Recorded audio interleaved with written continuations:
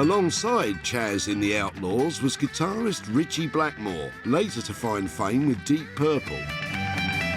The Outlaws were managed by one of the first independent producers in the country, legendary innovator Joe Meek. Lots of English musicians cut their teeth playing with Joe Meek. A slightly strange man by all accounts, very eccentric.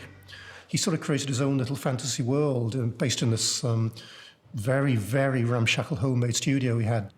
It was just like literally knee-deep in bits of tape. It really was. It was just like, it was amazing to me. I loved it. He helped to popularise, if not invent, lots of techniques that we now take for granted, such as overdubbing and treating sounds and getting special sound effects and so forth. I learnt so much off Joe Meek. I mean, I can remember we did an instrumental called Swinging Low, the Outlaws. Down, down, down, down. And we did about 7 or 8 takes, I suppose, and Joe Meek said, that's it. I thought, well, we ain't got one where we're all playing good in it. He went, don't worry about it. He said, I'll sort that. And I really didn't know what he meant. I didn't know anything about editing at all. Didn't know it existed.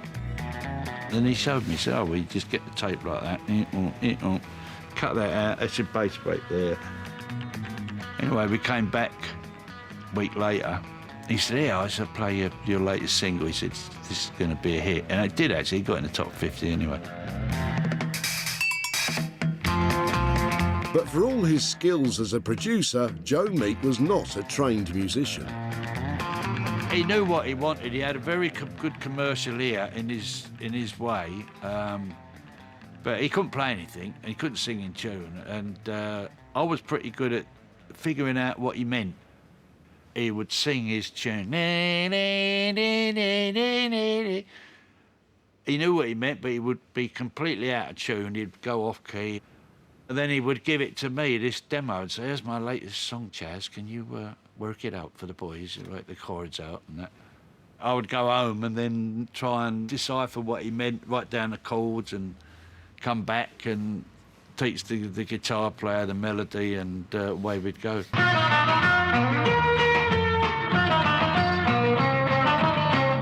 In 1963, the Outlaws went on camera for Live It Up, a feature film promoting Joe Meek's up-and-coming bands.